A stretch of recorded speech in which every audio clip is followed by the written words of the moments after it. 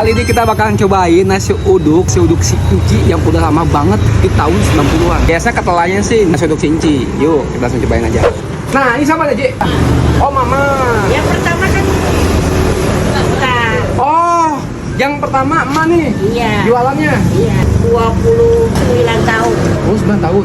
Jualan. jualan. Emak pertamanya. Iya. Langsung ke anak. Harganya berapa, Mah? Biasanya. Kalau sekarang. Sekarang 10.000. Kamar dagang 500 perak. Segini berapa segini? 12.000. 12.000 pakai telur. Ya. Oh, mantap. Kita bismillahirrahmanirrahim. Yuk.